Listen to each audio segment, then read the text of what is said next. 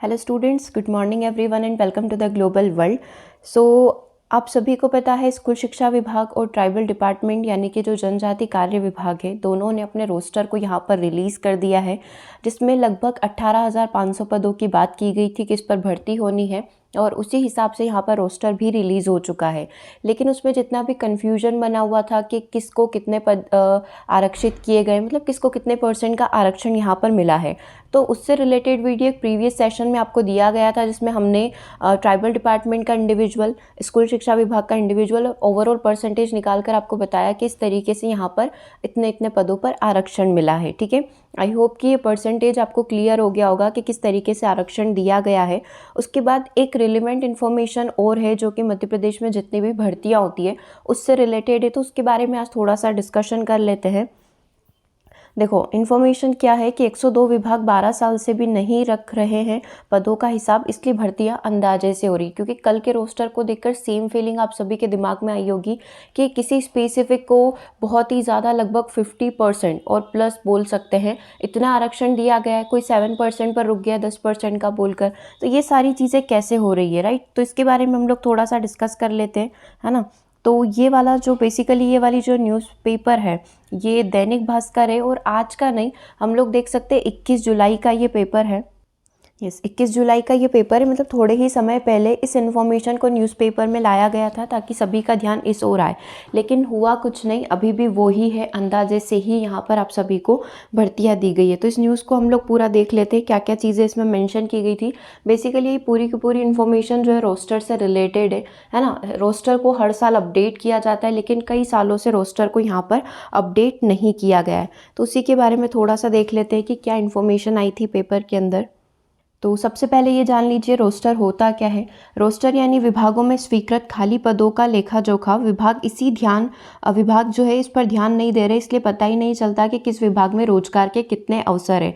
अगर हम लोग हमारे सोर्सेस से इन्फॉर्मेशन निकालते हैं तो हमें ये चीज़ें पता चलती है कि नहीं, इस ज़िले में तो इतने पद खाली, हमारे साथ वाले टीचर है ही नहीं, सब्जेक्ट के टीचर ही नहीं है ना। तो ये सारी इन्फॉर्मेशन रोस्टर तक क्यों नहीं पहुँचती है ना। सबको इंडिविजुअली सबको पता है कि हाँ, इस स्कूल में इतने पद खाली है, हम लोग जहाँ तक भी जानते हैं, जिस भी स्कूल में हम लोग पहचान के लोग होते हैं तो वहाँ से इन्फॉर्मेशन मिलती है, लेकिन रोस्टर में ये चीज़ अपडेट करना बहुत ज़्यादा ज़रूरी हो जाती है। ठीक है, तो यहाँ पर जो इन्फॉर्मेशन आई थी वो कुछ इस तरीके से थी।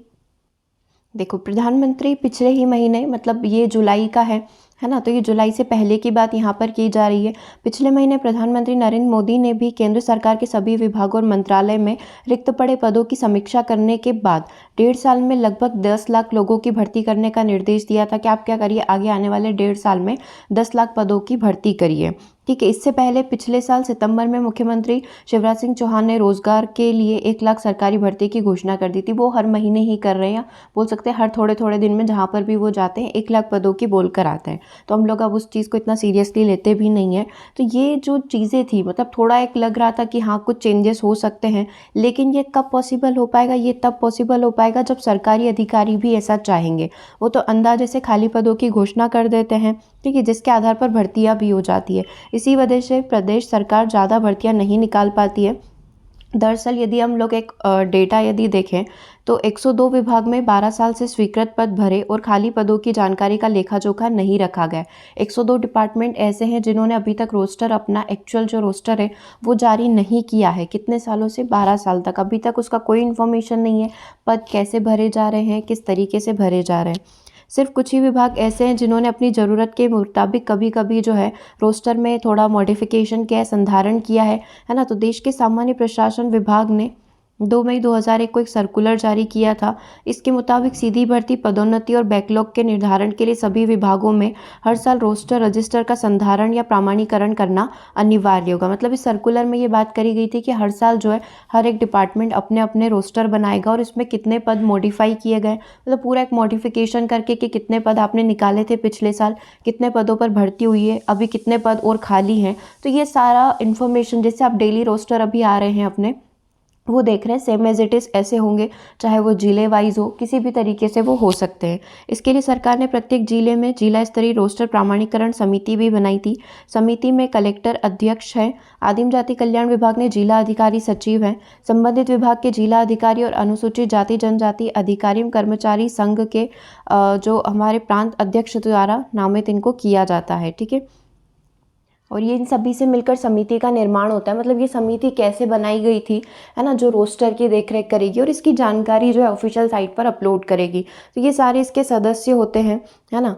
अब यहाँ पर जो बताया गया है कि प्रत्येक विभाग को अपने रोस्टर रजिस्टर का प्रमाणीकरण इसी समिति से करवाना पड़ता है ना, ये वेरीफाई करते हैं।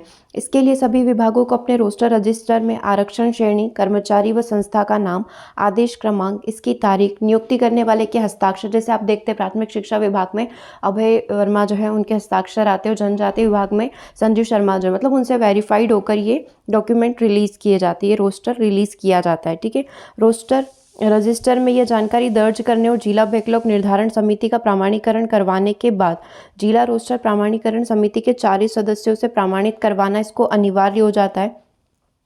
ये प्रमाणीकरण इसलिए अनिवार्य किया गया था ताकि सरकारी विभाग में SC, ST, OBC और EWS के आरक्षण के प्रावधान के अनुसार, मतलब जो भी अभी एट प्रेजेंट जितना भी परसेंटेज चल रहा है कि इसको, इस जाति को या समुदाय को इतना % आरक्षण दिया जाएगा, तो उसके हिसाब से जो है एट प्रेजेंट जो भी सिचुएशन चल रही है उसके अकॉर्डिंग आरक्षण यहाँ पर दिया जाए, इसीलिए सभी से इसको वेरीफाइड करवाया जाता है। इसके बावजूद भी नगर निगम से लेकर हाउसिंग बोर्ड तक और हॉर्टिकल्चर विभाग से लेकर शिक्षा विभाग, है ना, आज हम लोग इसीलिए इस न्यूज़ को देख रहे हैं, है ना, उससे पहले हमने इस पर ध्यान भी नहीं दिया था।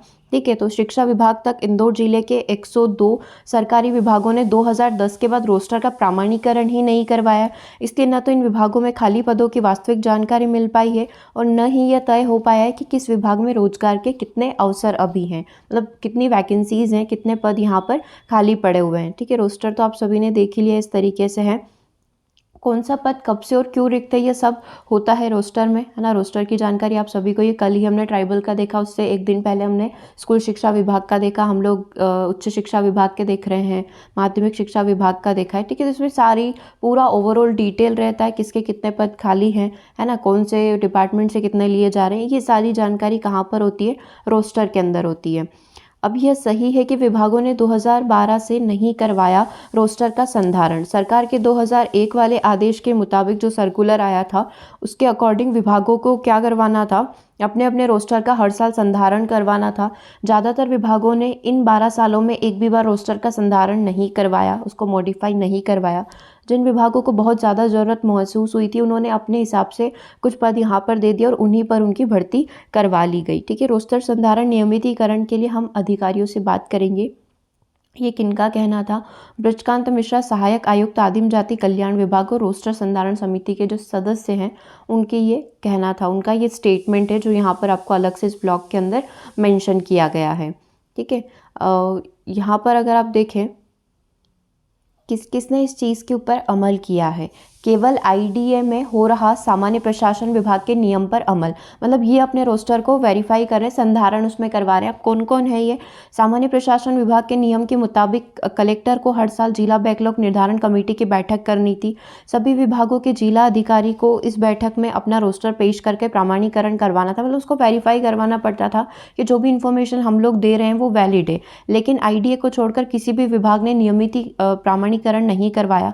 पड़ताल के मुताबिक जब इस पर जांच की गई तो पता चला नगर निगम ने 2013, 15 और 19 में, मुख्य चिकित्सा और स्वास्थ्य अधिकारी ने 2014 में करवाया था, कृषि यंत्र विभाग ने 2015 में, निचली नर्मदा परियोजना जो जल संसाधन विभाग के अंतर्गत आती है 2015 में, इंदौर प्रीमियर कोऑपरेटिव बैंक ने 2016 में, दंत चिकित्सालय ने 2014-2019 में अपनी ज़रूरत के मुताबिक ही रोस्टर का संधारण करवाया था। इसके लिए समिति के सदस्यों ने उनकी सुविधा के हिसाब से हस्ताक्षर ले लिए थे।